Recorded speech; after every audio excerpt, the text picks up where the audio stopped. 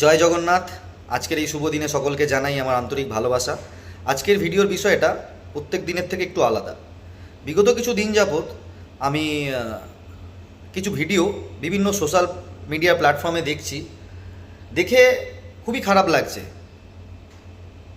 খারাপ লাগার কারণটা আমার সম্পূর্ণ ব্যক্তিগত। আমি কারোর পক্ষে বা বিপক্ষে কথা বলছি না, আমার ব্যক্তিগত চিন্তাধারা থেকে আমি এই ভিডিওটা বানাচ্ছি। তোমরা ছোটোবেলা থেকেই সবাই রামায়ণ মহাভারত থেকে বড় হয়েছি, প্রত্যেকেই। যদি কেউ বলে না দেখেনি, তাহলে সে মিথ্যা কথা বলছে আজকের দিনে। তো চিন্তাধারা আমাদের সবারই কিন্তু একটু হিন্দুত্বের ভাব রয়েছে। আমি খ্রিস্টান, কিন্তু আমার চিন্তাধারাতেও কিন্তু এটা হিন্দুত্বের ভাব আছে, অবশ্যই থাকবে। সেই জায়গা থেকে আমার বিষয়গুলো খুব খারাপ লাগছে।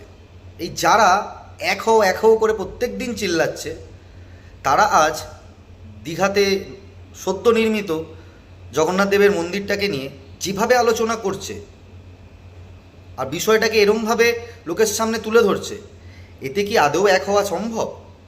বিভাজন তো আপনারাই সৃষ্টি করছেন। একবারও কি ভেবে দেখছেন যে যে ভাষায় কথা বলছেন সেই ভাষাটা কি সমাজ মাধ্যমে বলার যোগ্য?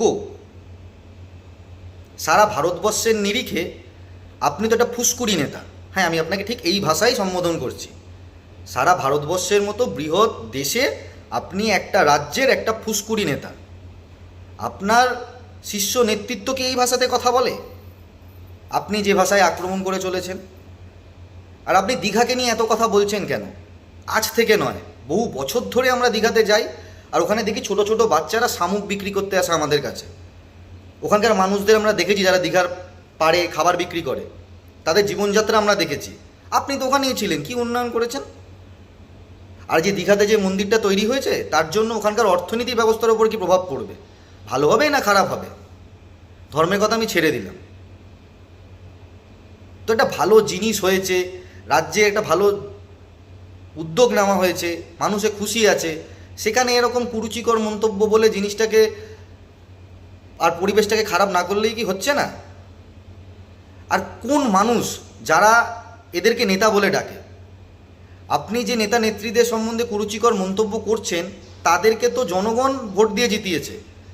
তাহলে আপনি তো কুরুচিকর মন্তব্য সম্পূর্ণ জনগণকে করছেন। মানে আপনি বলতে চাইছেন জনগণ গাধা। সবচেয়ে বড় গাধা তো আপনি নিজে, বিকজ আপনি এতদিন ধরে চিল্লে যাচ্ছেন, কোনো গাধাই আপনার কথা শুনছে না।